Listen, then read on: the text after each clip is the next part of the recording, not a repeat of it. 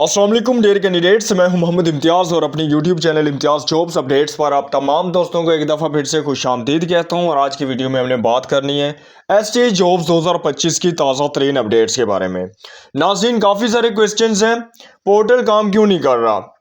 काफ़ी सारे लोगों की वीडियोस आ चुकी हैं कि वो ऑनलाइन अप्लाई करने का तरीकाकार बता रहे हैं। कंप्लीट मतलब उनका पोर्टल चल रहा है, हमारा पोर्टल क्यों नहीं चल रहा, हमारे पोर्टल पर इश्यू क्यों आ रहा है, एरर क्यों आ रहा है। अप्लाई करने से पहले ये वीडियो आपने लाजमी देखनी है। काफ़ी सारे मतलब के क्वेश्चंस हैं जिनके आंसर करने जा रहे हैं स्टेप बाय स्टेप। इसके अलावा एक इम्पोर्टेंट क्वेश्चन है कि सर क्या हम शोहर के डोमिसाइल पर या शोहर के आईडी कार्ड पर हम अप्लाई कर सकते हैं। क्या अप्लाई करने के लिए डोमिसाइल का होना लाजमी है। नाज़रीन, इन तमाम क्वेश्चंस के आंसर करने जा रहे हैं, लेकिन उससे पहले छोटी सी रिक्वेस्ट, अगर आपने अभी तक हमारे चैनल को सब्सक्राइब नहीं किया तो आपने हमारे चैनल इम्तियाज़ जॉब्स अपडेट्स को सब्सक्राइब जरूर कर लेना है। नाज़रीन, सबसे पहले बात कर लेते हैं कि पोर्टल काम क्यों नहीं कर रहा, और दूसरी बात के काफ़ी सारे लोगों की वीडियोस आ चुकी हैं कि ऑनलाइन अप्लाई करने का तरीकाकार बता रहे हैं। नाज़रीन, ऐसा बिल्कुल भी नहीं है, अभी तक किसी का भी पोर्टल वर्क नहीं कर रहा। अगर किसी की वीडियो आपके सामने आ रही है तो वो लास्ट टाइम की होगी, पिछले यानी कि फेज़ की होगी, वही यानी कि री अपलोड कर रहे हैं, वही आपको दोबारा से दिखा रहे हैं कि उनका पोर्टल चल रहा है। नाज़रीन, बार बार आपको बता रहा हूं कि 12 नवंबर 2025 को आपका पोर्टल वर्क करेगा, एक्टिव होगा, उसके बाद ही आप अप्लाई कर सकेंगे। नेक्स्ट जो आपको स्टेप बताने हैं ऑनलाइन अप्लाई का तरीकाकार अभी नहीं आया, लेकिन स्टेप्स काफ़ी सारे हैं जो आपने अपने जहन में लाजमी रखने हैं। कौन कौन सी चीज़ें जो आपने अभी से तैयार करके रख लेनी है। और इम्पोर्टेंट क्वेश्चन जो शोहर और डोमिसाइल का, उसका भी आंसर करेंगे। नाज़रीन, सबसे पहले बात कर लेते हैं कि ऑनलाइन अप्लाई जब स्टार्ट होगा उससे पहले मतलब कि किन किन चीज़ों का होना लाजमी है। जब नाज़रीन आपका पोर्टल एक्टिव होगा, सबसे पहले आपने रजिस्टर करना है। पहले जो वेबसाइट है उस पर जाना है, उसके बाद रजिस्टर करना है। रजिस्टर करने के बाद आपने लॉगिन करना है, अपने पासवर्ड और अपनी ईमेल आईडी याद रखनी है। उसके बाद आपने अपनी प्रोफाइल कंप्लीट करनी है। पहले अपनी पिक्चर अपलोड करनी है जिसका साइज़ 2 MB से कम होना चाहिए। मतलब कि एक पिक्चर्स आपके पास होनी चाहिए जिसका साइज़ 2 MB से कम हो। उसके बाद आपका डोमिसाइल पिक्चर, ठीक है, ये भी अपलोड होगी, इसका भी जो साइज़ है 2 MB से कम होना चाहिए। उसके बाद आ जाता है आपका CV पिक्चर। आपने अपनी CV क्रिएट करनी है, उसकी तस्वीर बनानी है, उसका साइज़ भी 2 MB से कम होना चाहिए। उसके बाद आपने प्रोसीड कर देना है, नेक्स्ट कर देना है क्वालिफ़िकेशन सेक्शन में। उसके बाद ये पर्सनल आपकी इन्फॉर्मेशन कंप्लीट हो गई है। उसके बाद आपका मतलब आ जाता है क्वालिफ़िकेशन जो सेक्शन आ जाता है। सबसे पहले आपने करना है मैट्रिक ऐड, अपनी डिग्री पिक्चर्स भी आपने अपलोड करनी होगी जिसका साइज़ 2 MB से कम हो। उसके बाद आपने FA FSC BA BSc, ठीक हो गया, MA MSc MPhil भी अगर अब आपका है तो वो भी आप ऐड करेंगे। लेकिन आपने ध्यान में रखना है, जहन में रखना है कि जिनका साइज़, पिक्चर का साइज़, एक तो पिक्चर JPG मतलब कि जो पिक्चर होती है, काफ़ी सारे लोग डॉक्यूमेंट्स अपलोड कर देते हैं, यानी कि डॉक्यूमेंट्स PDF वगैरह आपने अपलोड नहीं करनी, पिक्चर करनी है जिसका साइज़ 2 MB से कम हो। ठीक हो गया। ये तमाम यानी कि जितने भी आपके क्वालिफ़िकेशन रिकॉर्ड्स हैं तमाम की पिक्चर्स होना लाजमी है।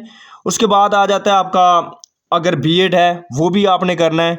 उसके बाद आपने एक्सपीरियंस ऐड करना है। एक्सपीरियंस ऐड करने के बाद एक्सपीरियंस लेटर भी यानी कि उसकी पिक्चर्स भी आपने अपलोड लाजमी करनी है। उसके बाद आपने सबमिट प्रोफाइल कर देना है। नेक्स्ट क्लिक ऑन अप्लाई पर क्लिक कर देना है। उसके बाद आपने तहसील सेलेक्ट करनी है, जितने भी स्कूल्स होंगे आपके, आपने स्कूल सेलेक्ट करने हैं, स्कूल की प्रेफरेंस देनी है। जैसा कि आपको मैंने बताया था कि जो प्रायोरिटी नंबर 1 वाला है उसको सबसे पहले यानी कि 1 उसके साथ क्लिक कर देना है। उसके साथ प्रायोरिटी आपने क्लिक करना है प्रायोरिटी पर, उसके बाद आपने 1 कर देना है। 1 का क्या मतलब है नाज़रीन? 1 का ये मतलब है कि आप सबसे ज़्यादा मतलब इस स्कूल को हासिल करना चाहते हैं। आप चाहते हैं कि सबसे पहले अगर इस स्कूल पर मेरा मेरिट चेक किया जाए, अगर इस स्कूल पे मेरा मेरिट बनता है तो ये मिले मुझे, अगर इस पे मेरिट मेरा नहीं बनता फिर यानी कि 2 पर जो होगा फिर उसे चेक किया जाए, फिर 3 वाले पर चेक किया जाए, फिर 4 वाले पर यानी कि चेक किया जाए। ये मतलब कि प्रायोरिटी मेजॉरिटी सिस्टम है, पिछली वीडियो में भी मैंने आपको समझा दिया था।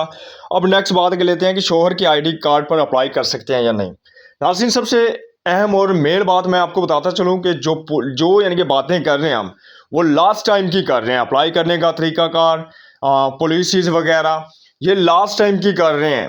जो पॉलिसी फेज़ 1 की थी, फेज़ 2 की अभी तक कोई पॉलिसी नहीं आई है।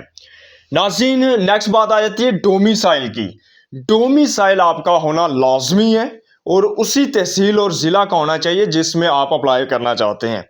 नाज़रीन, क्योंकि डोमिसाइल का अपने डॉक्यूमेंट अपलोड करना है, पिक्चर अपलोड करनी है, ये हो सकता है कि शायद ऑप्शन दे दिया जाए कि आप हस्बैंड के डोमिसाइल पर अप्लाई कर सकते हैं। लेकिन फिर कहूँगा कि जब तक पॉलिसी नहीं आती, पोर्टल एक्टिव नहीं होता, तब तक ये कंफर्मेशन नहीं होगी कि आप हस्बैंड के आईडी कार्ड पर या हस्बैंड के डोमिसाइल पर अप्लाई कर सकते हैं या नहीं।